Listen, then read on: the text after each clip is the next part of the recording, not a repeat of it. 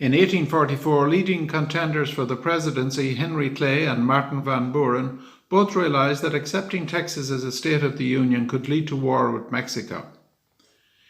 Mexico never recognized Texas as an independent state since it declared independence in 1836. Clay and Van Buren were both conscious of this, and so they both agreed to reject Texas as a state of the Union for the present. However, this stance outraged opinion in the South, who favoured the inclusion of Texas as a large, powerful slave state. Van Buren was politically cautious, but found it impossible to win the two-thirds majority necessary at the 1844 Democratic Convention. His running mate James Polk had taken a more aggressive stance towards Texas and was eventually accepted as a compromise candidate. James Polk was born in Morvey County, North Carolina, in November 1795. He was the son of a plantation owner and went to the University of North Carolina, where he studied law and later qualified as a lawyer by his mid-20s. Polk was also active politically and won a seat in the Tennessee legislature in 1822, and 2 years later was elected to Congress.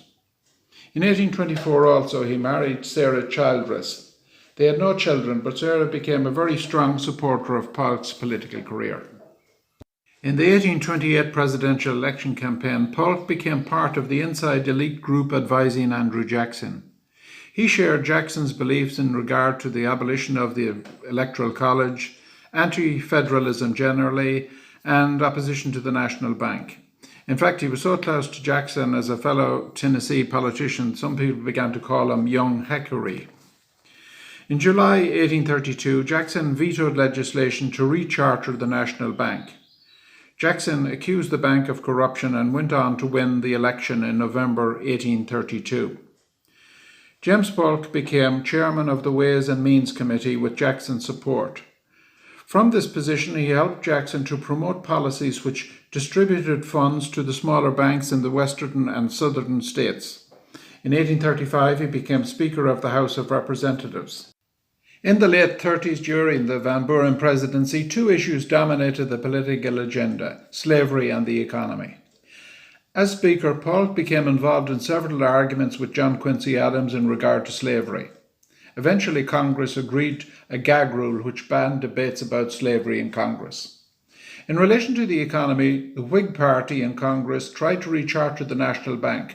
However, both Van Buren and Polk were opposed to this idea. Instead, they favoured the establishment of an independent treasury, but this was opposed by Congress until the middle of 1840.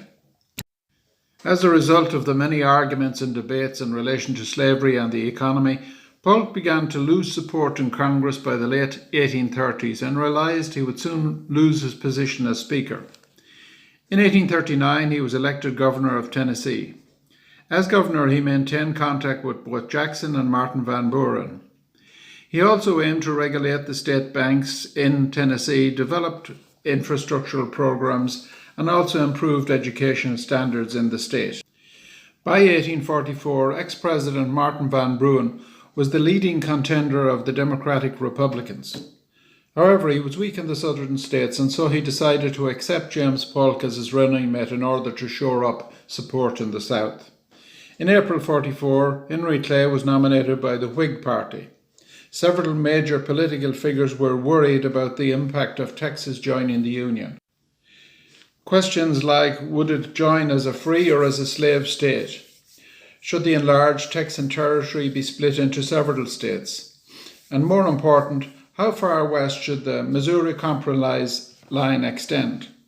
Such questions created intense debate in early 1844. Some feared that the issue of Texas could create war with Mexico, or worse still, a civil war between the free and slave states. In order to reduce tensions, the leading contenders, Van Buren and Henry Clay, came to a joint agreement to reject Texas as a state for the present. In contrast to Martin Van Buren and Henry Clay, James Polk, as the vice presidential nominee, made a public statement in favour of Texas annexation. In the Democratic Convention that followed, 2/3 of the delegates' support was required to win the nomination. Van Buren had a majority of support on the first ballot, but his support levels thereafter declined. No candidate could get the 2/3 required. In order to break this deadlock, James Polk, the vice presidential nominee, was proposed on the 8th ballot. He only got 44 votes, but on the next ballot he got 233 votes and became the presidential nominee. In the November 44 election, he defeated Henry Clay by a small margin, but won the Electoral College by 170 votes to 105. He promised to be a one-term president and set out 4 major objectives, all of which he achieved. He promised to lower tariffs, set up an independent treasury, acquire some or all of the Oregon country, and bring California inside the Union. In his inaugural address, he also spoke of 28 states, thereby implying that Texas was already part of the Union.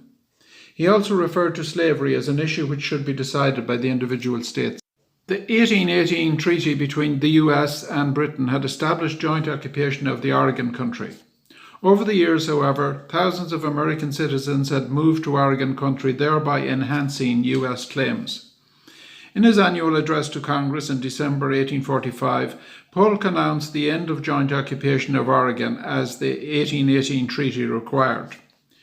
Britain had initially hoped to control the entire Oregon country, setting the boundary on the southern side along the 42nd parallel. James Buchanan, however, the US Secretary of State, pushed for US control of the entire territory. As negotiations proceeded, however, there was a gradual recognition that neither side wanted to risk war over this territory. Britain valued its commercial relationship with the US, and Polk did not want to see a war on two sides. So both sides basically compromised and settled for a boundary along the 49th parallel, with the inclusion of Vancouver Island on the British side. In July 1845, a Texan convention ratified Texas annexation to the United States. A few months later, James Polk, as president, signed a resolution to the same effect. Texas also claimed a vast territory outside its western boundary, which it never really controlled. The United States government now sought to enforce the Texan claims. Polk sent General Zachary Taylor into the disputed territory. The president hoped that a show of military force combined with an offer of $30 million would secure both California and an enlarged Texas, fixing the western boundary along the Rio Canal River. However, Mexico rejected his offer, and clashes between the US and Mexican forces began in April 1845. Polk called for a volunteer army of 50,000 and requested Congress to declare war on Mexico, which it did by 40 votes to 2. A series of battles took place in the disputed territories throughout 1846 and 47. In May 1846, American forces defeated the Mexican army in the Battle of Palo Alto and Resaca de la Palma. This was followed in September by another US victory at the Battle of Monterrey. In the following months, General Zachary Taylor moved southwards and achieved another significant victory at the Battle of Buena Vista. In August 1846, American forces captured the Mexican city of Santa Fe. Polk sent Lieutenant Gillespie into California with orders to encourage a pro-American rebellion and thereby justify annexation. Further victories by American forces allowed them to take control of both California and New Mexico. In March 1847, General Winfield Scott landed a U.S. force at the port of Veracruz on the coast of Mexico and won control of that city. The great Mexican General Santa Anna was also defeated, and Winfield Scott won control of Mexico City. In November 1847, Nicholas Trist led a U.S. delegation into peace negotiations with the Mexican government. Some members of Congress wanted to take over all of Mexico. Others wanted the U.S. border to be set at the Rio Grande. Congressman David Wilmot was deeply concerned about the spread of slavery and put forward an amendment to ensure that any territory bought with congressional money would be free of slavery. Eventually, in February 1848, the Gaudalupe Hidalgo Treaty was signed. It brought the war to an end. Mexico gave up all claims to Texas and accepted the border along the Rio Grande. Mexico also agreed to sell its New Mexico and Upper California territories to the United States for a price of $15 million. The treaty effectively halved the size of Mexico and represented a massive increase in the US territory. The treaty also extended the United States to the Pacific Ocean. This represented a huge increase in the wealth of the United States, as it included ports, minerals, and huge natural resources. However, it also contributed to the conflict over slavery, which eventually led to the Civil War. To a large extent, this treaty also defined the final mainland boundaries of the United States. The Gadsden Purchase of 1853 would finalize this process. James Polk, as president, was also a slave owner himself and was in favor of extending the 3630 parallel line across California, thereby making Southern California a slave state. However, both the California Ratifying Convention and the US Congress rejected this idea, and California, both North and South, entered the Union as a free state. Many Americans had believed for years that the United States would eventually span from coast to coast, a concept known as manifest destiny. James Polk, more than any other president, had made this vision a reality. By the end of his presidency in 1849, huge additional territories had been added to the United States: Oregon in the northwest and California and New Mexico. Also, the Texan border had been extended to the Rio Grande.